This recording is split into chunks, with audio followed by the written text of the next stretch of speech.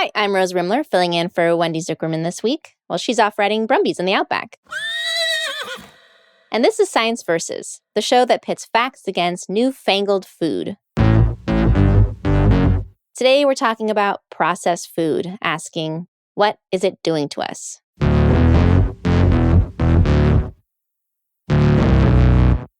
To start, let me tell you a story about something that happened more than a century ago in Japan. For generations, most of the rice eaten in Japan was brown rice. But in the late 1800s, machines were invented that made it much easier to turn brown rice into white rice by stripping off the outer parts of the rice.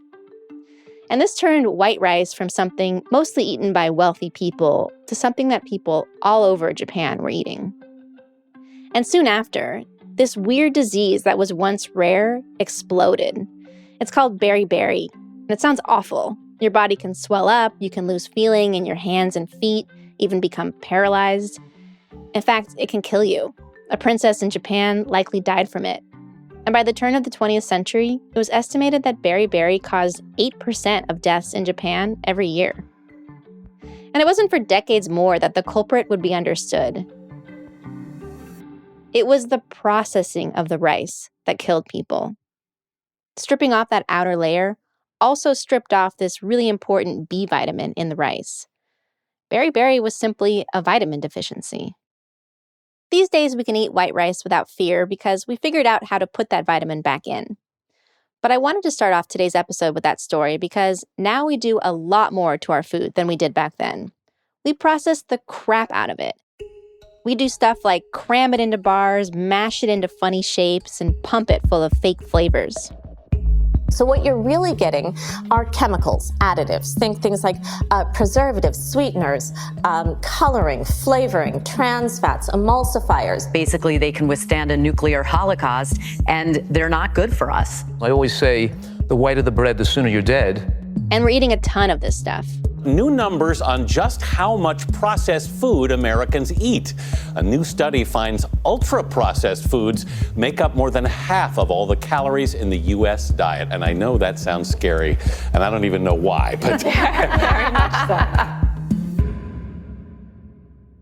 Yeah, in the U.S., just under 60% of the average person's diet is ultra-processed food, which sounds scary to me too, and I also don't know why.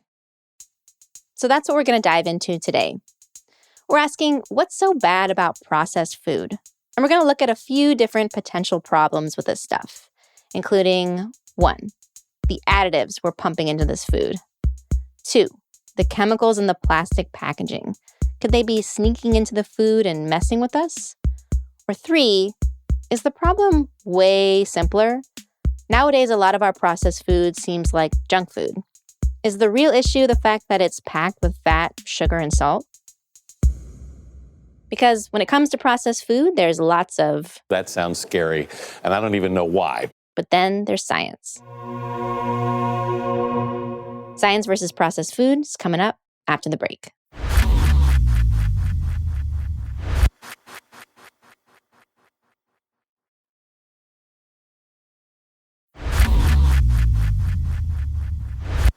Welcome back. Today on the show, processed foods. Let's dig in. So generally speaking, when nutrition nerds study this, they are actually interested in something called ultra-processed food, which is a term scientists came up with to distinguish this stuff from regular processed food. That's because most of our food is processed. Anytime we cook or blend something, we're processing it. And ultra-processed food, it's a little hard to define. It's kind of like the way people have often tried to define pornography, right? It's hard to define, but you know it when you see it, sort of thing. This is Kevin Hall. He's a researcher at the National Institutes of Health who studies food and our metabolism. He said, you can basically think of ultra-processed food like this. A lot of the prepackaged, ready-to-eat, ready-to-heat foods that are sort of in the middle of the supermarket. So rather than cheese, we're talking about Cheese Whiz instead of plain yogurt. Go-gurt, industrially made bread, cookies, frozen meals, that kind of stuff. And it turns out that people who eat a lot of this food do tend to be sicker than people who eat less of it. One of the biggest studies that shows this comes from France. Scientists there recruited over 100,000 people and asked them to report what they were eating and kept an eye on their health over the years. And they found that every 10% more of this food that they ate, their risk of certain diseases went up by about 10 to 15%. This was stuff like cancer, heart disease, and diabetes, and even death. Other studies have found similar things in Italy, Spain, the UK, and the US. And the risk sticks around, even after researchers adjust for stuff like education and income. Kevin, our scientist, has been following this research. He thinks it's interesting, but he figured there's a simple explanation for what's going on here. He points out that these ultra-processed foods tend to be higher in fat, salt, and sugar. In other words, a lot of it is junk food. So Kevin thought it was wrong to blame the processing. It's more about the nutrients. He suspected that if people ate fresh food with the same amount of fat and sugar, they'd see the same health problems. So he came up with a clever way to try to single out the effects of the processing itself. If there's something bad about these foods, then I should be able to design a study where I match for the salt, the sugar, the fat, the fiber. And if it's really about the nutrients, then there shouldn't really be any effect. So Kevin recruited people for a study where they would eat either ultra-processed food or food made from scratch. The key thing was that he controlled every single meal, so they had the same amount of all the major nutrients. He did this by having them move into the lab for a month. He told them, you're basically going to be staying in a hospital ward, and you're going to have your own room, and you're going to have your bed and your bathroom and your shower and all that sort of stuff. But every day, we're going to basically give you 3 meals and a snack box. Everyone ate either an ultra-processed or a home-cooked diet for 2 weeks, and then they swapped to the other diet. All the while, Kevin's team is poking and prodding them.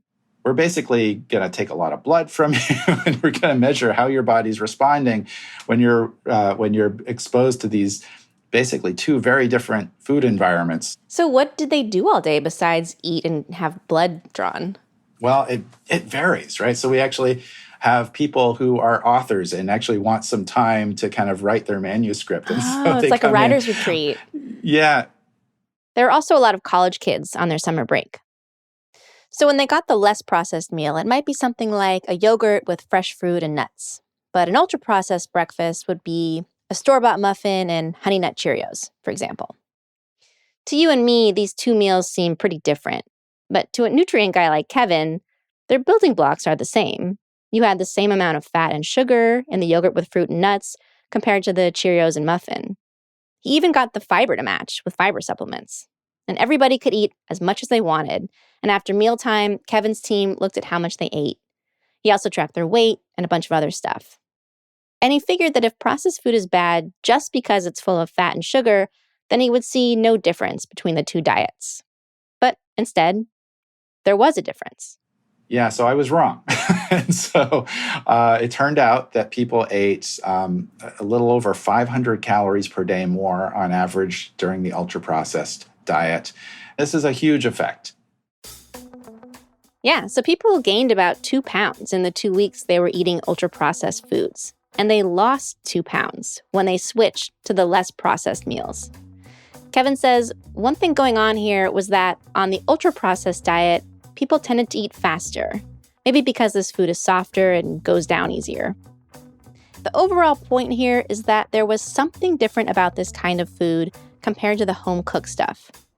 To Kevin, this suggests that the problem with ultra-processed food is bigger than the fact that a lot of it is junk food. I think that there's something there. And it's probably not because of the salt, the sugar, the fat, and the fiber. It's probably some other factor. So Kevin's study found that eating ultra-processed food made people gain weight. His study can't tell us whether this would make people sick in the long term. But it's tempting to think that the weight gain is the answer, because we know that being heavy can increase the risk of illnesses like heart disease.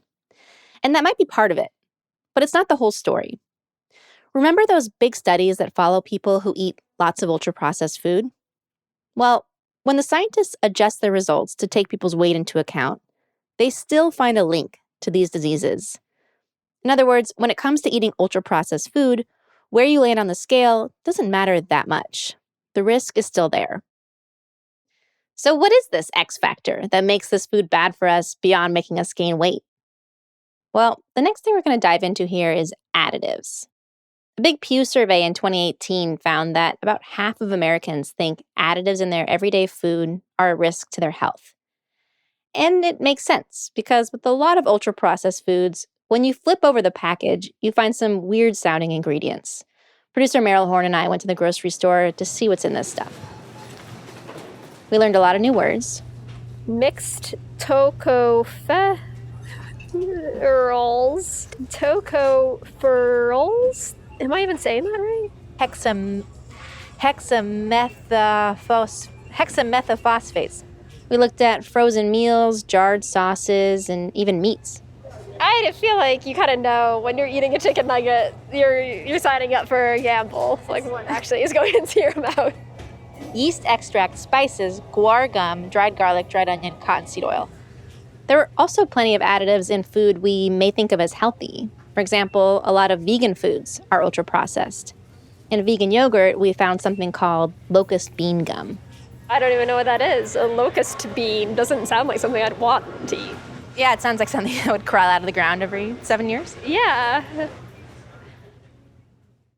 But just because Meryl and I don't know what something is doesn't necessarily mean it's scary. So when we got back from the store, I looked up some of these additives. And you know how knowledge is power? Most of them seemed pretty innocent when I learned what they were. For example, mixed tocopherols are vitamin E. It's an antioxidant that stops food from turning brown. And yeast extract is a flavoring that tickles our umami receptors. But there are some additives that have raised eyebrows. And one man with eyebrows raised almost to the ceiling is Carlos Monteiro. He's a professor of nutrition and public health at the University of Sao Paulo in Brazil. Hi, Carlos. Hello. Carlos has been studying ultra-processed food for years. He actually coined the term in a 2009 paper. And he says new food additives are popping up faster than science can study them. In the past, we had just a few additives. Today, you have thousands. And, well, here in the US, the FDA vets a lot of the additives that end up in food. But we know some bad stuff has snuck in the past, so we can't always count on that. And Carlos says there's one group he's particularly concerned about that's found in a lot of food: emulsifiers. Emulsifiers are used to mix and thicken food. They're a super common type of additive, and they're in all kinds of stuff: bottled salad dressings, store-bought cookies, even ice cream. Ice cream. And it looks like some of these additives could be doing something weird in our gut. Carlos spoke about it with Meryl. The recent research is showing that when they arrive to our intestines, they clean the walls in the intestine. They act as detergents. Detergents. So that's like soap. Exactly, yeah. Here's what we think might be happening. Basically, it all starts when some emulsifiers kill off some of our friendly gut bacteria. And that allows the less friendly kind to thrive. Evidence for this has been trickling in from mice and lab studies for a few years now. And just last year, we got research showing that this bacteria die-off can happen in real people who were fed an emulsifier in a controlled study. And these people, the not-so-friendly bacteria, were free to gnaw at the mucus lining of their guts, which meant the bacteria might be able to wriggle into the gut lining and cause problems, like inflammation. So emulsifiers can disturb the ability of our walls in the intestine to absorb what they should absorb and what they should not absorb. Now, this was a small study, and the participants got a pretty high dose of this stuff, more than the average person would eat in a day. But maybe if we eat lots of ultra-processed food every day, we'd be slurping up a bunch of different emulsifiers, enough to cause problems in real life, like leaky, inflamed guts. The evidence was enough for a group of gastroenterologists to publish guidelines that say people with some digestive diseases, like Crohn's and ulcerative colitis, should avoid foods with certain emulsifiers in them. As for the rest of us, well, there's currently a big trial underway testing emulsifiers in people without these diseases, so hopefully we'll know more soon. People are also pointing fingers at other additives. And while I'm finding that there isn't a ton of research on most of them, I did want to just spend a little time on one other additive, because I found the research there pretty convincing. I'm talking about this preservative called nitrates and nitrites. These are mostly used in lunch meat, sausages, and bacon. And they might actually cause cancer, because when we eat them, they react with other molecules in our body to create carcinogens. Just last year, those French scientists who have followed big groups of people who eat ultra-processed food, they put out a paper on this.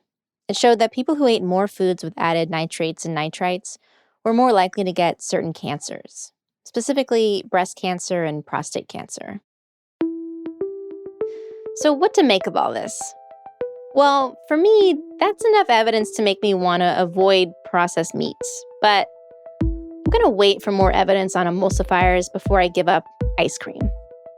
And overall, there wasn't quite enough research on other additives to freak me out too much. But then something came up that made me think maybe I should throw out all the ultra-processed food from my pantry. So long, ramen? That's coming up after the break.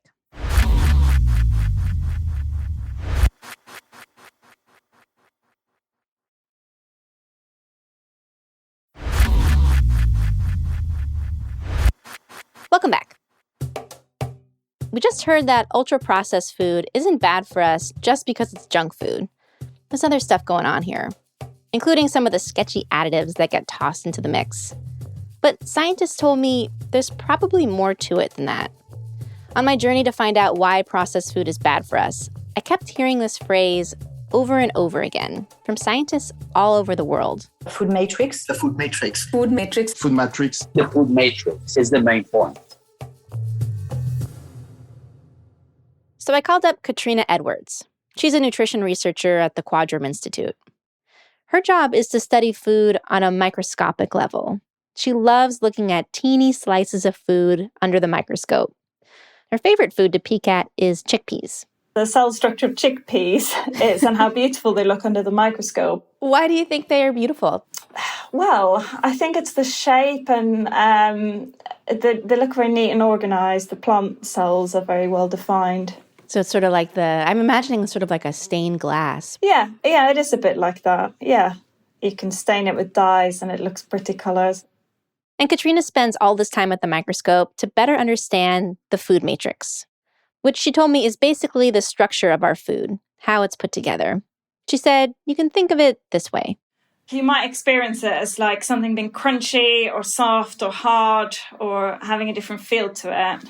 How it feels in the mouth is a big clue. Yeah, big picture, when we process food, it's a very noticeable texture change. Like, think of a single corn kernel when it's fresh or dry or popped. Different in your mouth. And if you were to zoom in, the tiny structures inside are also different. And scientists like Cathrina are looking at what that means down the line. Like, does this change how our body breaks food down? And if it does, could that be causing our ultra-processed food problems? Cathrina did a study several years back that could help us understand all this. We're going to call it the Chunky Porridge Pre-Poop Protocol.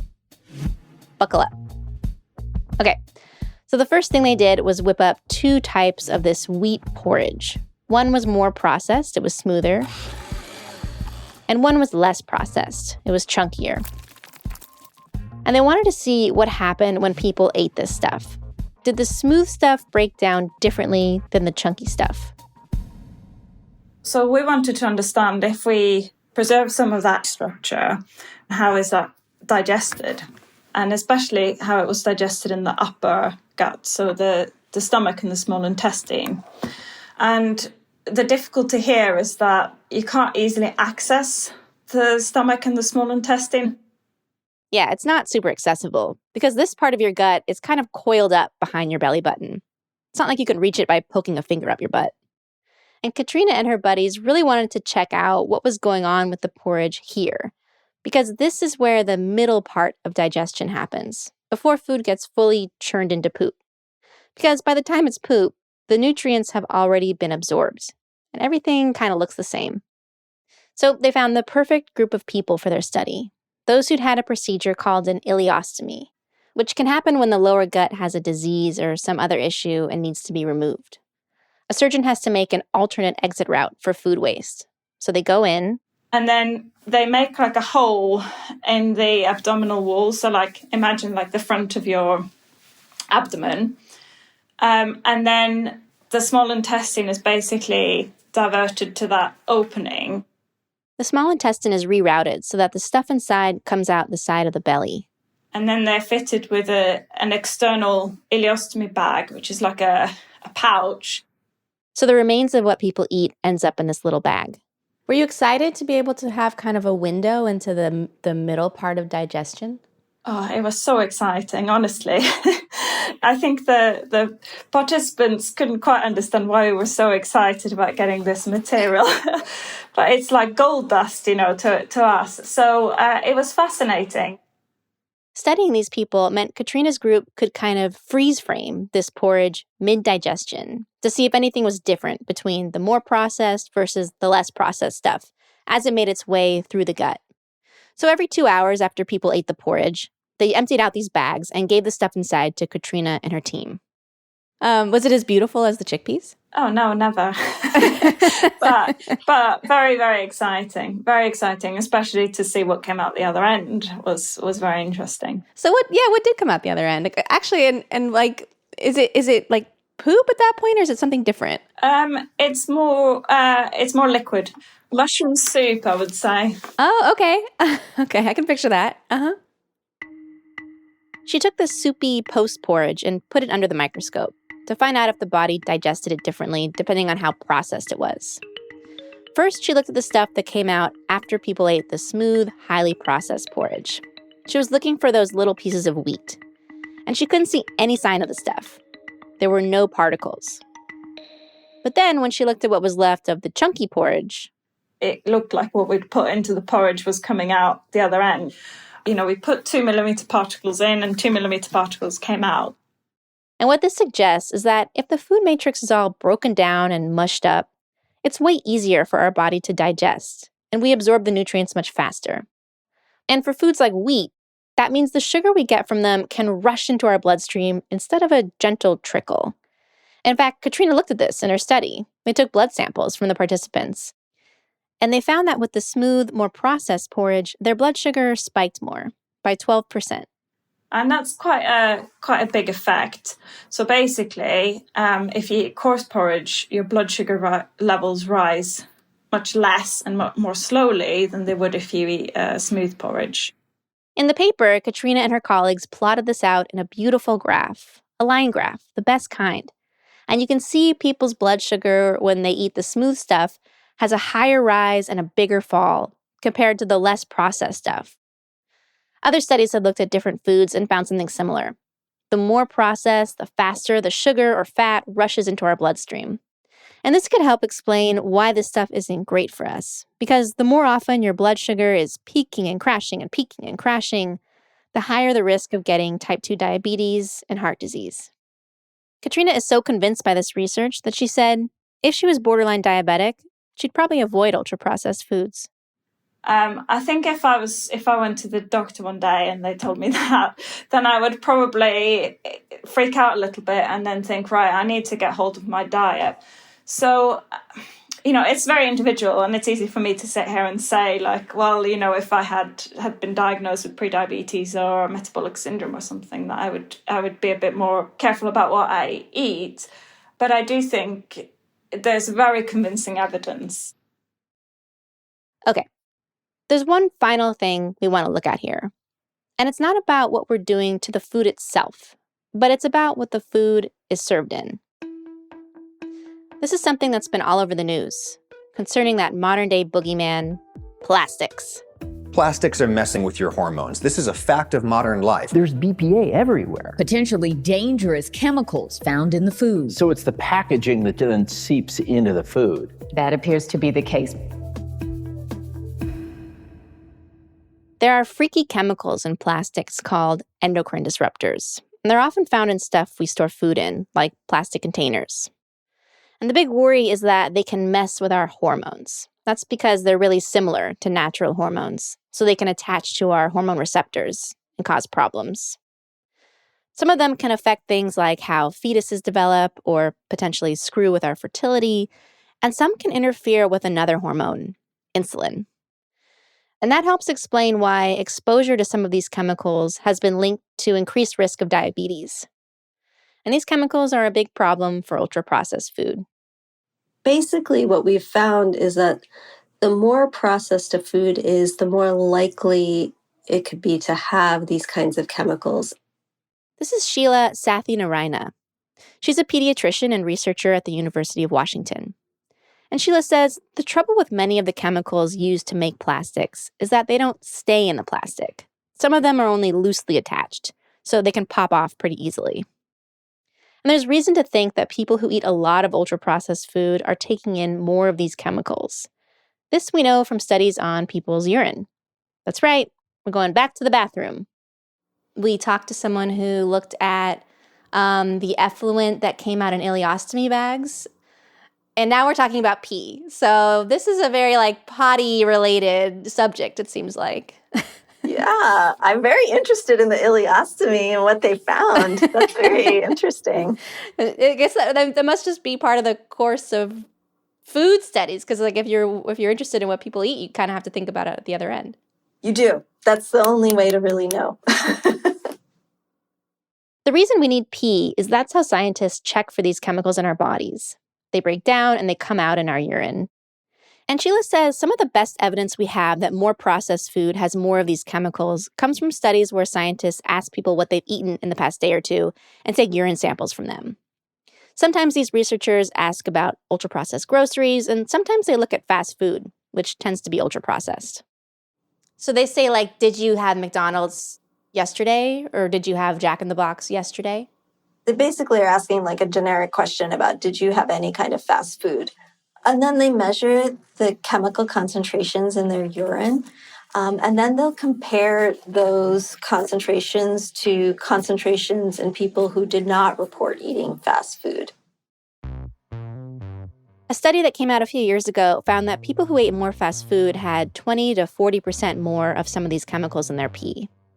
Studies also tend to find this in people who report eating a lot of ultra-processed food generally. This could be because the food is hanging out in its packaging for a while before we eat it, but it could also be from stuff that happens in the factory. The way that I really think about it is that the more steps it takes to get the food to your plate, the higher the likelihood there is for contamination. We know that a lot of the equipment in these factories is made with plastics that have these chemicals in them. Studies have found them in conveyor belts and storage tubs, and they've even been found in the gloves that workers wear when they touch the food. At each step along the way, there's another chance for it to sneak into the food. A good example is boxed macaroni and cheese. Sheela's like, just think about all the steps it takes to make that stuff. Let's just talk about the macaroni. First you have this wheat, and it has to be harvested, and then it has to be transported, and then it has to be broken down and created into some kind of dough to make the macaroni. And at each step in that process, there's the transport, then there's the mixing, and I think people would be surprised at how much plastic is used in all of those different steps. One advocacy group actually had some boxed mac and cheese analyzed and found that the powdered cheese had at least twice as much of some of these chemicals as regular cheese. And just overall, the more steps it takes to process a food, the greater the chances for it to get contaminated by whatever plastic it touches. Every time you add a step, you're adding another order of magnitude of chaos almost. That's exactly how I think about it. So it makes sense that if you cut down on ultra-processed foods, it would help you avoid these gross chemicals, and you'd have less of this stuff in your pee. Sheela did a really striking study that helps get at this.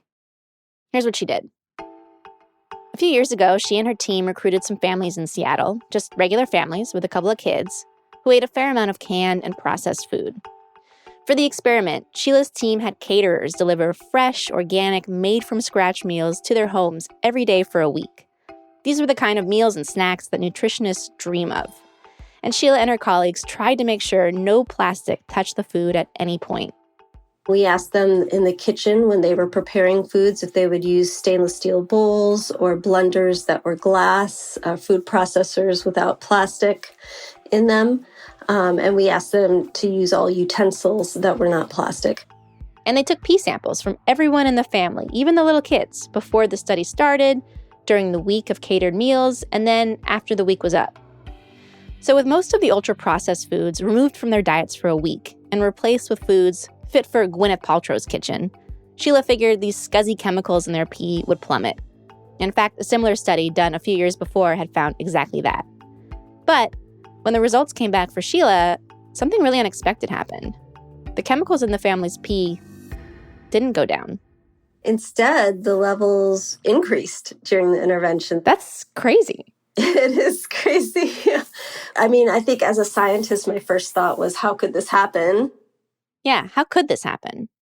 Sheela analyzed foods from the caterer's kitchen, and it turned out the chemicals were in the raw ingredients themselves, like the cream and the butter. They had really high levels of this stuff. And so did one of the spices they used. That's because these chemicals can sneak into the food supply in ways we're not always thinking about. Like milk.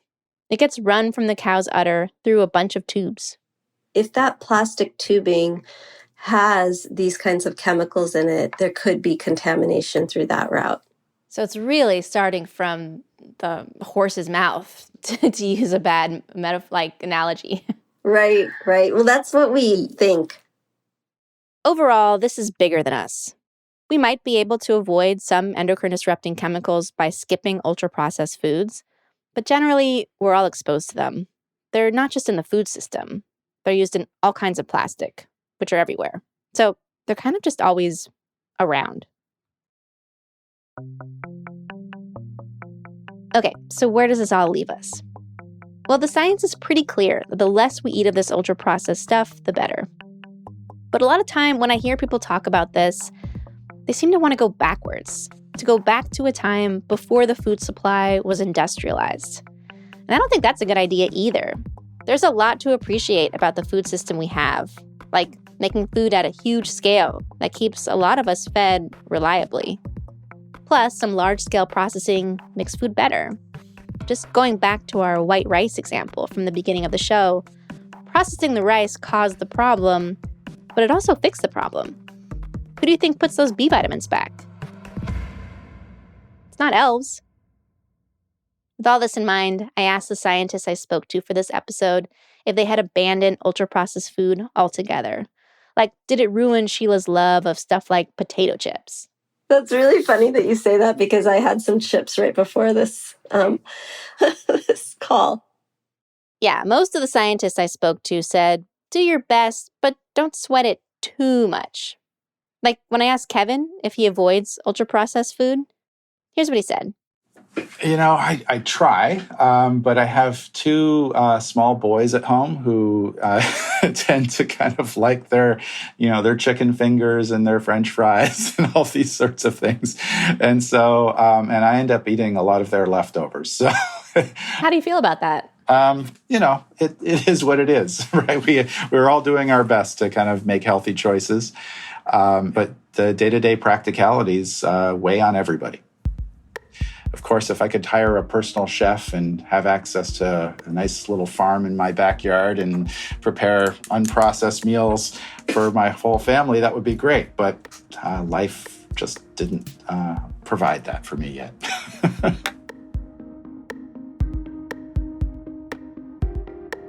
That's Science Versus.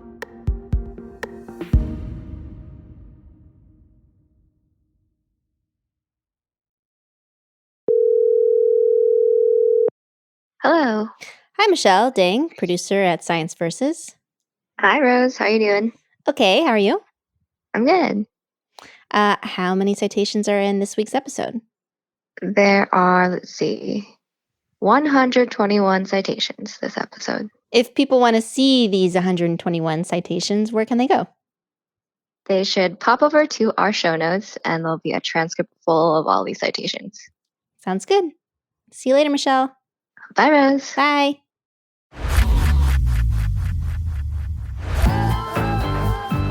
This episode was produced by me, Rose Rimler, with help from Michelle Dang, Meryl Horn, Ekedi Fausther-Keeys, Courtney Gilbert, and Rasha Aridi.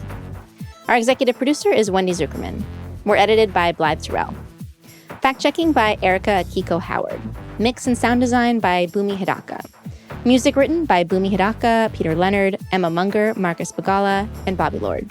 Thanks to all the researchers we got in touch with for this episode, including Dr. Anthony Fardet, Dr. Bernard Srour, Professor Jose Miguel Aguilera, Dr. Mathilde Touvier, Dr. Melissa Melough, Dr. Rachel Laudan, Professor Niyati Parekh, and lots of others. And special thanks to Paul Adams.